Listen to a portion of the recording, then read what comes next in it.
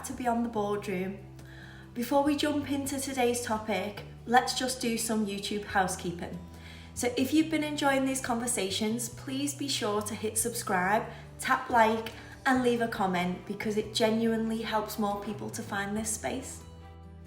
I just wanted to say a massive thank you for the gorgeous feedback on the last video. Honestly, the messages, the DMs, some of the comments, I wasn't expecting that level of love, and it means the world, and it tells me that these conversations matter, so huge thank you.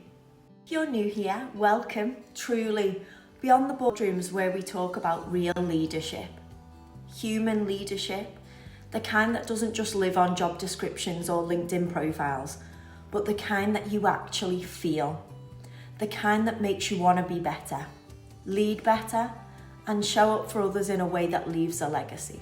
So if that sounds like your vibe, you're in the right place. Come along for the ride. Today's conversation is one that I'm really passionate about, and I know that some of you need to hear this as well.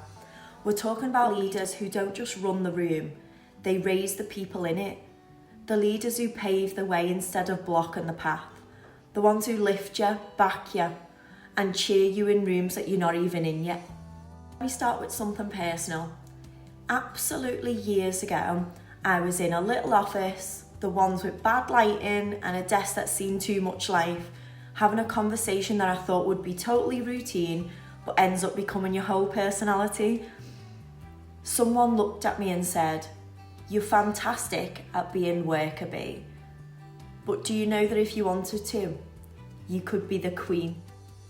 And listen, that sentence hit me like a freight train because I'd never really seen myself like that. I was just getting my head down, doing the work, showing up, while someone else was seeing a version of me that I hadn't even unlocked at that point.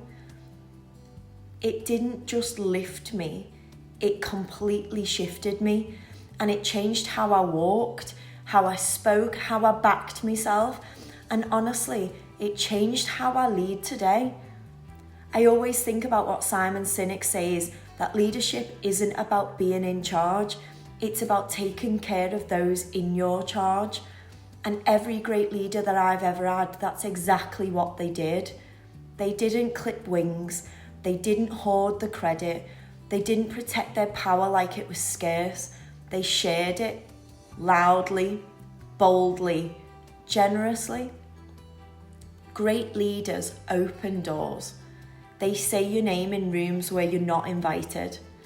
They give you chances you're convinced you're not ready for.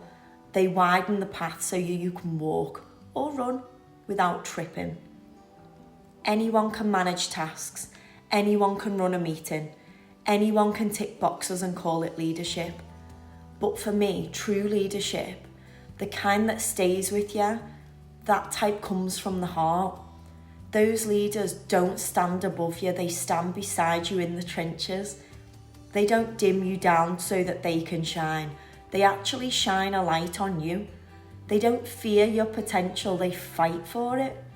Loyalty doesn't come from hierarchy, it comes from humanity. And because someone once lifted me, because someone once saw the queen in me, I lead differently now. I'm passionate, fiercely, about paying it forward, about being the person who says, she's ready. Give him the opportunity. Let him speak. Back their idea.